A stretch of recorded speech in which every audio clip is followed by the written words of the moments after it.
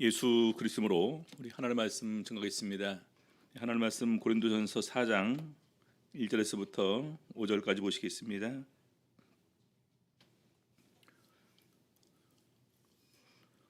고린도전서 4장 1절에서부터 5절 읽겠습니다. 사람이 마땅히 우리를 그리스도의 일꾼이요 하나님의 비밀을 맡은 자로 여길지어다. 그리고 맡은 자들에게 구할 것은 충성이니라. 너희에게나 다른 사람에게나 판단받는 것이 내게는 매우 작은 일이라. 나도 나를 판단치 아니하노니 내가 자책할 아무것도 깨닫지 못하나 그러나 이를 인하여 의롭다함을 얻지 못하노라. 다만 나를 판단하실 이는 주시니라. 그러므로 때가 이르기 전 곧 주께서 오시기까지 아무것도 판단치 말라. 그가 어두움에 감추인 것들을 드러내고 마음의 뜻을 나타내시리니 그때에 각 사람에게 하나님께로부터 칭찬이 있으리라. 오늘 이 시간에는 주의 종에 대한 태도라는 제목으로 오늘 말씀 가지고 같이 은혜 나누는 시간 갖도록 하시겠습니다. 계속해서 우리 1장에서부터 고린도 교회 문제, 이 분열에 관한 문제를 지적을 하는 가운데에서 중요한 요건들 몇 가지를 이렇게 얘기를 하고 있습니다. 결과적으로 우리는 하나님을 위해서 같이 일하는 동역자일 뿐이고 실제적으로 성장하게 하신 이는 이 하나님이시다. 그리고 나름대로 전부 다 이렇게 이제 그 터 위에 예수 그리스도의 믿음의 터 위에 나름대로 공력을 이렇게 쌓을 것이고 나중에 그 공력을 시험할 때가 있는데 있으면 상을 받고 없으면 해를 받는데 구원을 받기는 받지만 이 불 가운데서 얻는 이 부끄러운 구원을 받을 것임을 이렇게 얘기를 하고 있습니다. 그러면서 결과적으로 우리 교회 자체가 하나님의 성전이고 성령이 그 안에 계신 것을 우리가 망각하는 가운데서 함부로 행하는 경우들이 많이 있는데 하나님의 성전을 더럽히면은 하나님께서 그 사람을 멸하실 것임을 이렇게 증거를 했습니다.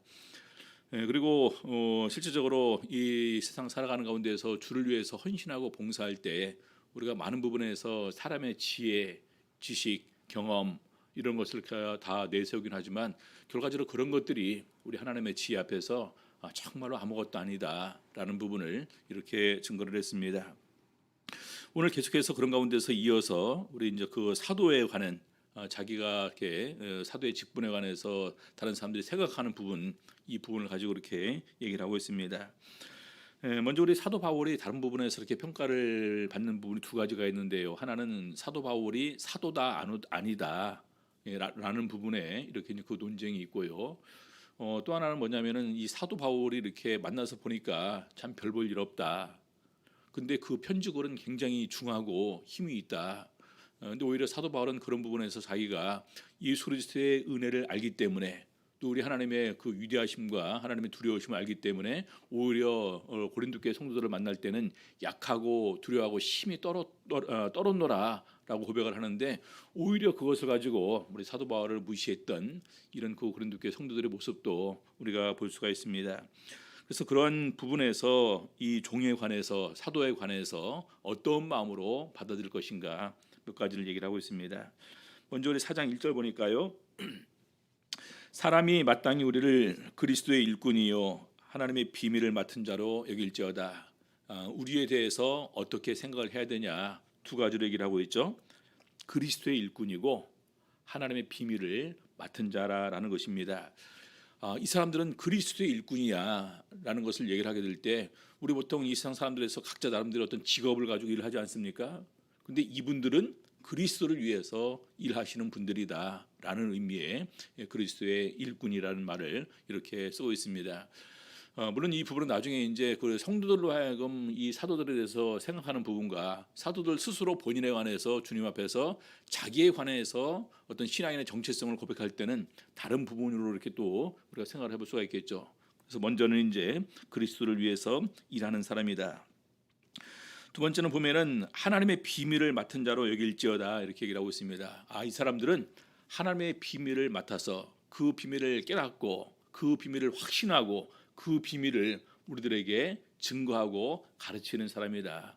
이렇게 받아들이라는 것입니다. 어떻게 보면 다른 부분보다 이것이 가장 중요한 두 가지 부분에서 우리가 교회에서 일하는 사역자들에 관해서 어떤 마음을 품을 것인가 물론 우리 교회도 목자, 장로, 집사, 교사, 임원 여러 가지 어떤 나름대로의 직분이 있겠지만 그럼에도 불구하고 우리가 중요한 것은 이분들은 주를 위해서 일하는 사람들이고 하나님의 비밀을 맡은 자라고 여기는 이런 마음의 자세가 중요하다라는 것입니다. 에베소서 3장 좀 긴데요. 1절에서부터 9절까지 보시겠습니다.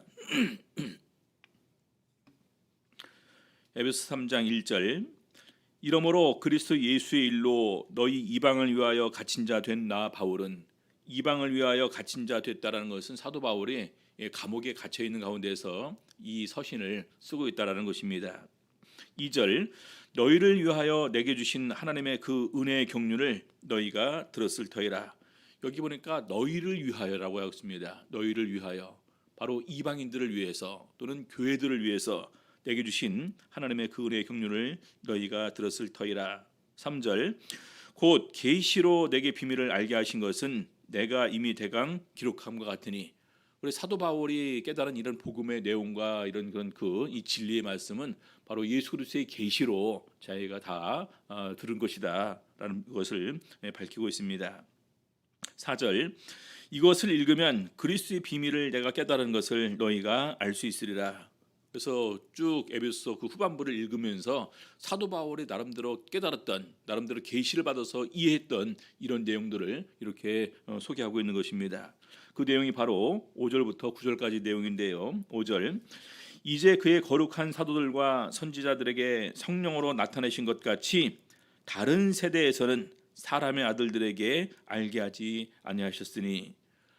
사도들과 선지자들에게 성령으로 그 비밀을 알게 하셨다는 것입니다. 근데 그 비밀은 다른 세대에서는 알게 해주지 않았다는 것입니다.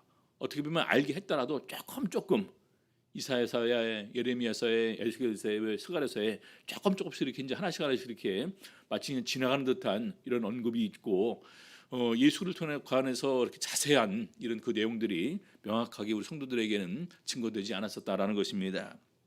자, 그런데 6절 보니까요. 이는 이방인들이 복음으로 말미암아 그리스도 예수 안에서 함께 후사가 되고 함께 지체가 되고 함께 약속에 참여하는 자가 됨이라.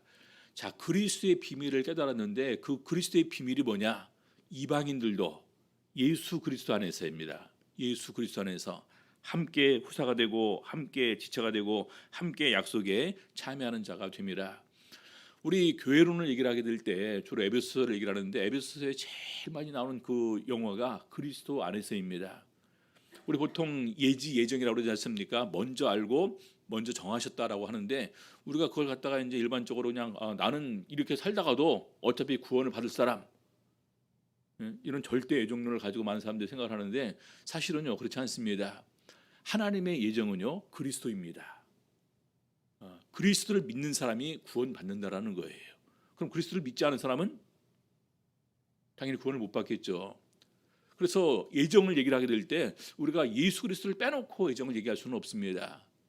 그래서 바로 이방인들이 예수 안에서 함께 후사가 되고 함께 지체가 되고 함께 약속에 참여하는 자가 됨이라. 자, 7절 이 복음을 위하여 그의 능력이 역사하시는 대로 내게 주신 하나님의 은혜의 선물을 따라 내가 일꾼이 되었노라.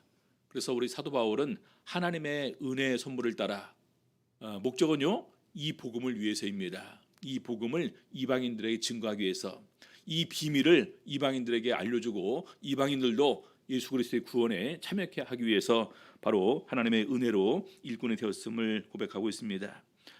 8절 모든 성도 중에 지극히 작은 자보다 더 작은 나에게 이 은혜를 주신 것은 측량할 수 없는 그리스도의 풍성을 이방인에게 전하게 하시고, 여기 측량할 수 없는 그리스도의 풍성입니다. 그렇죠? 그래서 예수 그리스도를 빼놓고 은혜가 이방에 전파된다. 예수 그리스도를 빼놓고 구원이 이방에 증거된다. 이것은 있을 수가 없는 부분이겠죠. 그래서 측량할 수 없는 그리스도의 풍성을 이방에 전하게 하시고, 9절 영원부터 만물을 창조하신 하나님 속에 감추었던 비밀의 경륜이 어떠한 것을 드러내게 하려 하심이라. 하나님 속에 감추었던 비밀의 경륜이라는 것은 무엇을 갖다 이렇게 이제 계획하시고 이끌어가는 이런 모든 것을 경륜이라고 얘기를 합니다. 근데 그것이 감춰 있었어요. 하나님 속에. 근데 그것은 무엇이었습니까? 예수 그리스도였어요. 예수 그리스도. 제일 먼저 나온 것이 언제였을까요? 창세기 3장에 선악을 알게 하는 나무의 실과를 따먹고 하나님께로부터 징계를 받는 내용이 나오게 되죠. 그때 여자의 후손과 뱀의 후손의 얘기를 합니다. 이미 그때도 이미 그 계획이 세워져 있었고 그 말씀을 선포를 하셨는데 오늘 드디어 우리 신약 시대에 예수를 통해서 이 은혜가 이렇게 이제는 그 우리들에게 주어지게 되면서 바로 하나님의 비밀의 경륜이 드러나게 되었다. 이 부분을 사도 바울은 증거하는 것입니다. 자, 그다음에 생각해 볼 부분이 그러면 사역자들 스스로는 어떤 마음 자세를 가질 것인가? 사역자들 스스로는 사람들은 사역자들에 대해서 그렇게 생각을 할 텐데 두 가지였지 않습니까? 그리스도의 일꾼이고 하나님의 비밀을 맡은 사람들이다 이렇게 생각을 하게 한다면은 그러면 사역자들 본인들은 어떤 마음을 품을 것인가? 역시 두 가지 마음입니다. 로마서 1장 1절 보니까요. 예수 그리스도의 종 바울은이라고 되어 있습니다. 사역자들은 나는 예수 그리스도의 종이다 라는 생각을 가지고 있어야 된다는 것인데 바로 이 일꾼이라는 것이 노예선에서 노젓는 노예를 지칭할 때 쓰는 말이었다라고 합니다. 그래서 나는 내 생각도 없고 내 견해도 없고 내 욕심도 없고 정욕도 없는 가운데서 온전히 예수 그리스도의 뜻에 순종할 뿐이다. 예수 그리스도의 명하신 것을 우리는 온전히 그것을 행할 뿐이다라는 이런 마음 자세를 가지고 내가 그리스도의 일꾼이다. 더 나아가서 예수 그리스도의 종이다라는 이런 생각을 가질 수가 있어야 되는 것입니다. 자, 그다음에 그리스도의 비밀을 맡은 자라는 것은 관리하는 사람입니다. 그래서 청직의 의미가 있죠. 그래서 이 비밀을 나는 관리하는 사람이에요. 비밀을 관리하는 사람. 그럼 이 비밀을 어떻게 관리하지 제일 잘 관리하는 걸까요? 비밀은 나만 알고 있으면 됩니까? 어떻게 해야 돼요? 친한 친구한테 비밀은 가르쳐주지 않습니까? 근데 이 비밀은 친한 친구한테 가르쳐주는 그 이상의 가치가 있는 것이 이 비밀입니다. 어떤 비밀입니까? 영생의 비밀, 천국의 비밀, 이 거듭남의 비밀, 이 하나님의 자녀가 되는 비밀, 하나님의 성령이 우리 안에 거하시는 비밀, 우리는 수많은 비밀들을 가지고 있습니다. 실제적으로 예수님께서 성령에 관해서 얘기하면서도 세상은 저를 받지 못하나니 이는 저를 알지도 못하며 그러나 너희는 저를 아나니 이는 그가 또 오시고 너희 속에 계시게 있습니다. 얼마나 귀합니까? 우리 성도님들 성령 받은 사람만 성령 알지 않겠습니까? 얼마나 답답할까요?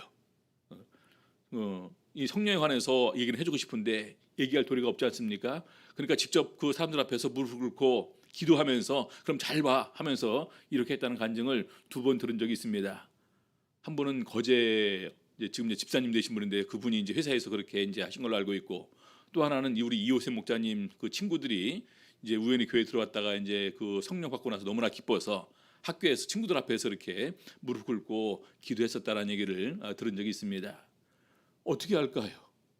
이건 비밀입니다. 받은 사람만이 아는 부분이에요. 그래서 이 비밀을 맡은 자다, 비밀을 관리하는 자다. 가장 좋은 관리는 비밀을 전하는 것입니다.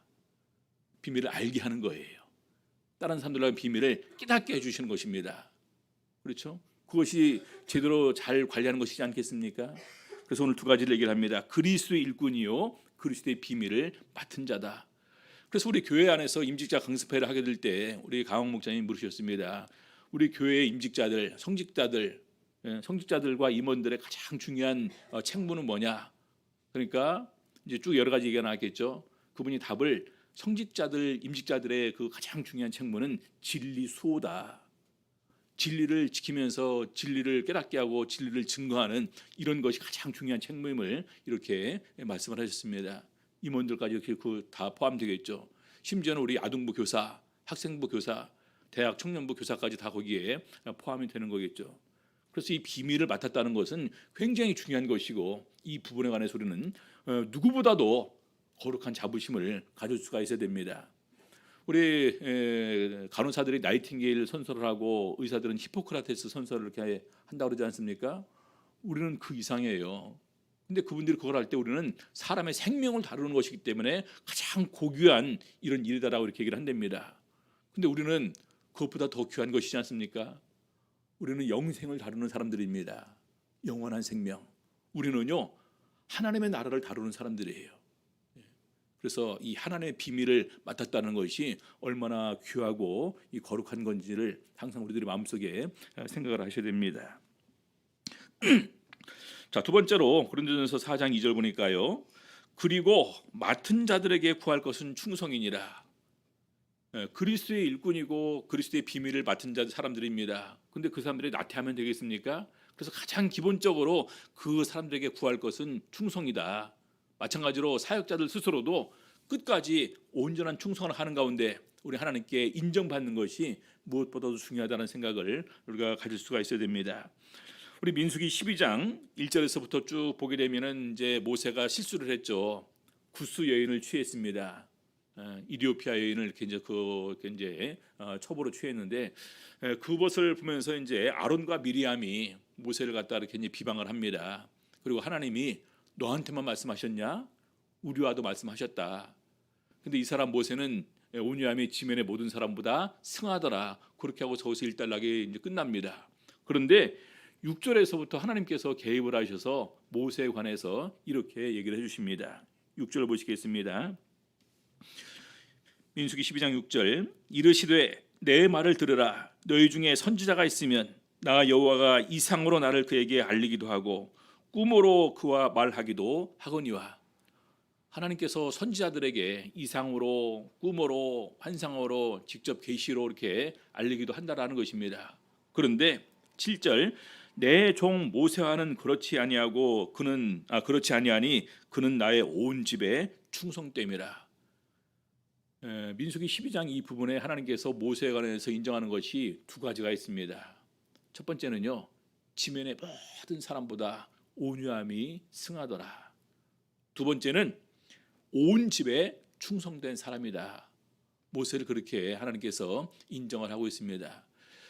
실제적으로 우리가 하나님의 일을 한다고 그렇게 많은 사람들이 나서서 헌신하고 수고하고 충성하고 있습니다.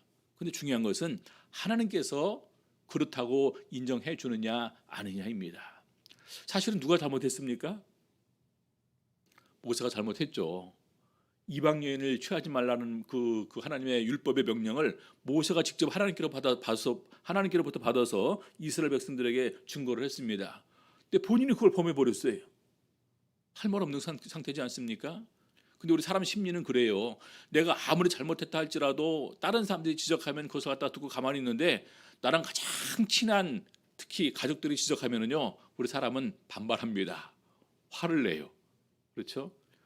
화를 잘 안 내는 사람들도 형제 자매들한테는 가족들한테는 그냥 이렇게 이제 쉽게, 왜냐하면 내 모든 것을 가족들이니까 다 받아줄 걸로 생각하면서 쉽게 이렇게 화를 내는 경향이 있습니다.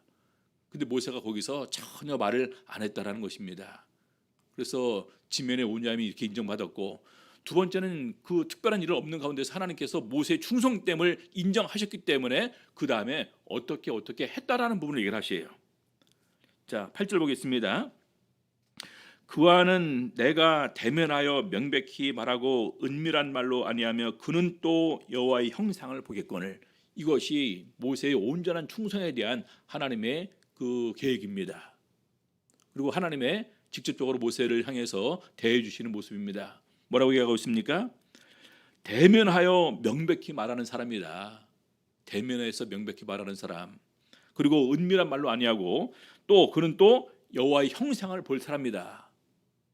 그런데 너희가 어찌하여 내 종 모세 비방하기를 두려워 아니하느냐? 모세 비방하기를, 내 종 모세 비방하기를 두려워 아니하느냐? 모세가 잘못했으니까 지적을 하고 비방을 했는데 그것도 하나님께서는 잘못했다라는 거예요. 누구를 책망하시겠다는 것입니까? 아론과 미리암을 책망하시겠다는 거예요. 모세가 이런 사람인데, 내가 인정해 주는 사람인데. 그래서 가만히 보니까 우리가 이 세상에서 다른 사람들한테 아무리 많은 평가를 받는다 할지라도 하나님께서 평가해 주시고 하나님께서 받아주시면 그걸로 끝입니다. 나중에 그 얘기가 그 다음에 이렇게 나올 것입니다.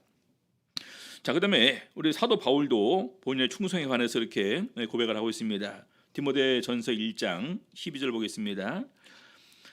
디모데전서 1장 12절 나를 능하게 하신 그리스도 예수 우리 주께 내가 감사함은 나를 충성되이 여겨 내게 직분을 맡기심이니. 사도 바울은 본인을 알고 있습니다. 13절 보니까 내가 전에는 회방자, 핍박자, 포행자였다라고 고백을 하고 있습니다. 근데 이런 나를 하나님께서 용서해 주신 것도 참 감지덕진데 이런 나에게 심지어는 사도라는 직분까지 맡기셨다. 이것은 엄청난 영광이지 않습니까? 근데 왜 이런 나에게 하나님께서 이런 엄청난 영광을 나에게 허락을 하셨을까?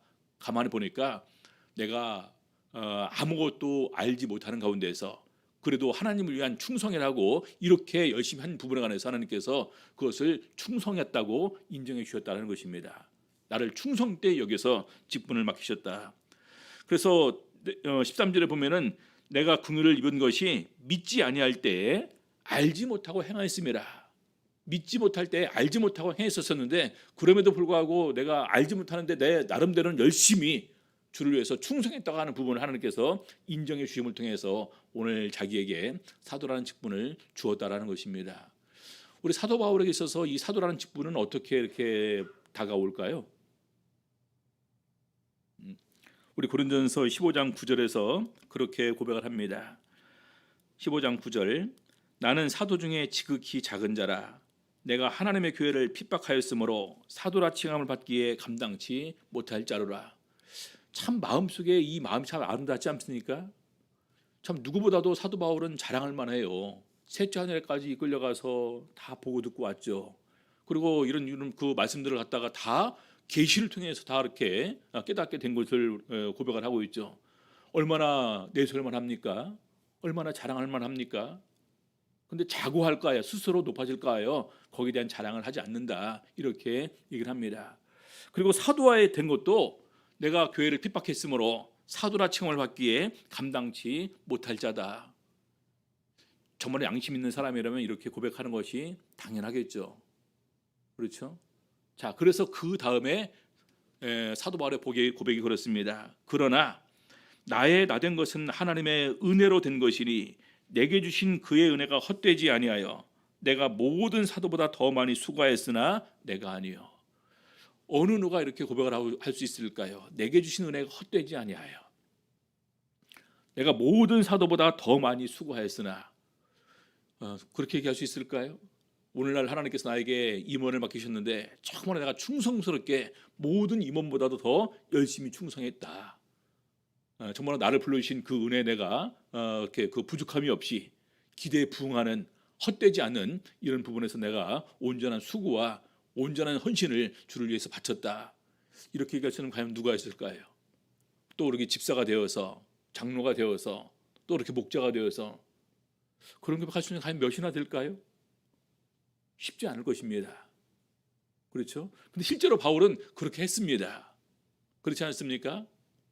그러면서 그것도 내가 아니요 오직 나와 함께 하신 하나님의 은혜로다.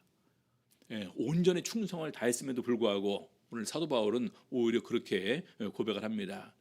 은혜가 헛되지 아니하여 모든 사도보다 더 많이 수고했으나 내가 아니요 오직 나와 함께 하신 하나님의 은혜다. 그래서 오히려 더욱더 진정한 충성, 온전한 충성을 한 사람들은 오히려 겸손하면서 낮추면서 이렇게 나가게 됩니다. 그래서 두 번째로 맡은 자에게 구할 것은 충성이다. 이런 충성스러운 마음이 우리들에게 다시 이렇게 일어났으면 좋겠습니다. 그 다음에 3절, 4절 보겠습니다. 너희에게나 다른 사람에게나 판단받는 것이 내게는 매우 작은 일이라. 나도 나를 판단치 아니하노니 내가 자책할 아무것도 깨닫지 못하나 그러나 이를 인하여 의롭다함을 얻지 못하노라. 다만 나를 판단하실 이는 주시니라.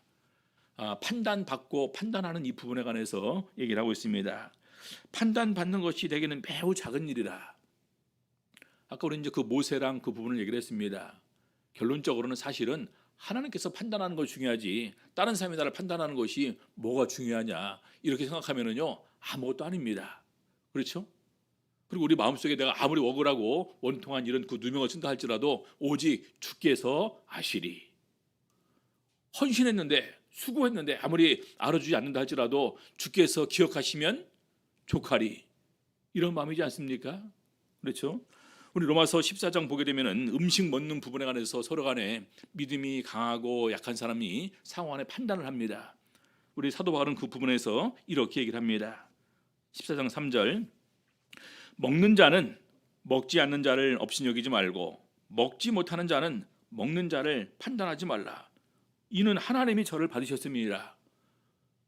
음식을 먹을 수 있는 사람, 믿음이 좋은 사람이겠죠. 음식을 먹지 못하는 사람들, 믿음이 약한 사람을 판단합니다. 또 믿음이 약한 사람은 음식을 먹지 못하는 약한 사람은 음식을 먹는 믿음 좋은 사람들을 또 판단합니다. 근데 그런 판단의 의미가 없다라는 거예요. 하나님께서 이미 받으셨습니다. 하나님께서 저 사람을 구원할 기로 작정하시고 이렇게 하나님의 은혜로 그를 갖다가 이렇게 그 자녀 삼아 주시고 아들 삼아 주셨습니다. 내가 아무리 판단해봤자 뭐예요? 예?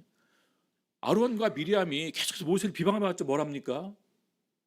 하나님께서는 모세를 충성스럽게 여기면서 그리고 나중에 형상도 보여줄 사람이고 대면에서 말할 사람인데 비방해봤자 뭐합니까? 판단하는 사람만, 비방하는 사람만 혼자 자기 스스로 자기 죄에 이렇게 빠질 뿐인 것입니다. 그래서 판단받는 것이 내게는 매우 작은 일이라. 이 사람이 사도냐 아니냐 이런 판단도 받고 있고요. 참 글에는 힘이 있는데 만나보니까 별 볼 일 없다. 이거 아무것도 아니에요. 그러지 않습니까? 예. 자, 그러면서 이 구절에서 보니까 나도 나를 판단치 아니하노니 그렇게 하고 있습니다. 나도 나를 판단치 아니한다. 우리 스스로 여러 가지가 내가 말한 부분에 관해서, 내가 수고한 부분에 관해서, 내가 헌신한 부분에 관해서 내 스스로 나를 돌이켜보면서 판단할 수 있지 않겠습니까? 흐뭇할 수도 있지 않겠습니까? 자랑하고 싶은 마음도 들지 않겠습니까? 근데 사도 바울은 나도 내 스스로 그렇게 판단하지 않는다라는 것입니다. 그러면서 내가 자책할 아무것도 깨닫지 못하나, 내가 나에 대해서 보니까 내가 스스로 나를 책망할 부분에 관해서 아무것도 나는 기억나는 것이 없다라는 것입니다. 근데 그것 가지고 내가 하나님 앞에서 의롭다함을 받지 못한다는 거예요. 그러지 않습니까? 그러면서 나를 판단하신 이는 주시니라. 궁극적으로 나를 판단하시는 주시라. 그래서 다른 사람이 나를 판단하는 것도, 내가 내 스스로를 판단하는 것도 사실은 아무 의미 없는 것이고, 중요한 것은 주님께서 나에 대해서 어떻게 판단하시는가, 이것이 제일 중요한 것임을 얘기를 하고 있습니다. 로마서 14장 10절 보겠습니다. 네가 어찌하여 내 형제를 판단하느냐, 어찌하여 내 형제를 업신여기느냐. 우리가 다 하나님의 심판대 앞에 서리라. 믿음 좋은 사람이 믿음 약한 사람을 갖다 판단하고 이렇게 하지만 의미 없다는 것입니다. 다 하나님 앞에 설 건데 최종 판결은 그럼 누가 내려주시는 거예요? 하나님이 내려주시는 건 아닙니까? 최종 판결은. 야고보서 4장 12절 입법자와 재판자는 오직 하나이시니 능히 구원하기도 하시며 멸하기도 하시느니라. 입법도, 법을 세우신 분도 하나님이시고 그 법에 따라서 재판하시는 이도 하나님이시고 멸하기도 하시고 구원하시는 이는 하나님 한 분밖에 없다라는 것입니다. 그러면서 너는 누구가 내 이웃을 판단하느냐, 네가 그럴 자격이 있냐라는 거예요. 없겠죠. 그렇죠? 없지 않겠습니까? 그래서 우리 성도들에 있어서 가장 중요한 것은 다른 사람들이 나에 대해서 어떻게 판단하거나 내가 내 스스로에 대해서 어떻게 판단하느냐, 이것이 중요한 것이 아니라 궁극적으로 하나님께서 나에게 어떻게 판단을 해주시느냐, 이것이 가장 중요한 것임을 우리가 알아야 되겠습니다. 그래서 최종 결론이 바로 고린도전서 4장 5절입니다. 보시겠습니다. 고린도전서 4장 5절 그러므로 때가 이르기 전 곧 주께서 오시기까지 아무것도 판단치 말라. 때가 이르기 전, 주께서 오시기까지 아무것도 판단치 말라. 그가 어두움에 감추인 것들을 드러내고 마음의 뜻을 나타내시리니 그때에 각 사람에게 하나님께로부터 칭찬이 있으리라. 여기 보니까 주님께서 오시면 어두움에 감추인 것들을 다 드러내시고 심지어는 마음의 뜻을 다 나타내시리라고 얘기를 하고 있습니다. 예. 그때 각 사람에게 하나님께로부터 칭찬이 있으리라. 나중에 어떻게 얘기를 할까요? 예수님께서 다 보여주신답니다. 우리가 몰래 했던 것, 숨겨왔던 것들, 마음속에만 잠깐 품었던 이런 그 마음들까지도 다 드러내신다는 거예요. 그러면서 너 이렇게 했잖아. 그 질문하면 어떻게 할 겁니까? 너 그때 이렇게 말했잖아. 그렇죠? 그래서 가장 중요한 것은 바로 하나님 앞에 인정받고 하나님께로부터 칭찬받는 것이 우리 모든 성도들에게서는 가장 기본적이고도 중요한 것임을 알아야 되겠습니다. 그래서 그때 각 사람에게 하나님께로부터 칭찬이 있으리라. 내 평생 소원 이것뿐 주의 일 하다가 주께서 부르시는 날 가서 하나님 앞에 이렇게 서게 될 텐데, 예? 그때 주의 일 하다가 하나님 앞에 서게 됐을 때 하나님, 내가 하나님 앞에서 이것도 하고 저것도 하고 이렇게 할 만한 것이 있어야 되지 않겠습니까?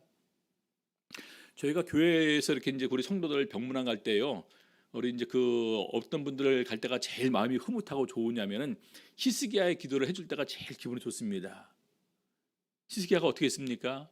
병들었을 때 낯을 벽으로 향하고 하나님께 온전히 기도를 드리면서 통곡하면서 내가 주 앞에 행한 것을 주님 기억하여 주시옵소서. 그렇죠? 그래서 우리들도 교회 가서 기도를 드리면서 주님, 이 장로님이, 주님, 이 성도님이 지금 주 앞에서 지금까지 정말 순수하고 진실하고 변함없이 겸손하고 온유한 가운데 주를 위한 일을 기억하여 주시고 불쌍히 여기시고 그 병을 치료하여 주시옵소서. 저희들 그렇게 기도해 드릴 때가 얼마나 좋겠습니까? 저희들도 그렇게 좋은데 하물며 하나님께서 얼마나 좋아하실까요? 그래서 말로만이 아니라 정말 진심의 마음과 말과 행위 다 통틀어서 정말 하나님께로부터 칭찬과 인정받는, 더 나아가서 하나님께서 존귀 여기고 하나님께서 기뻐하시는 우리 성도님들의 삶이 될 수 있기를 우리 주 예수 이름으로 바랍니다.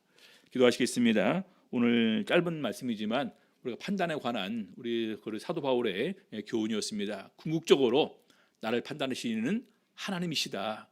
그 하나님 앞에 어떤 모습으로 설 것인가를 항상 기억할 수 있는 저희들의 삶이 될 수 있도록 인도하여 주시옵소서. 같이 기도하시겠습니다.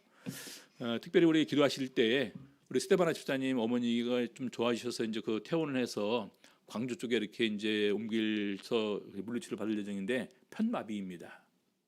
한쪽이 마비예요. 그래서 이제 부득이하게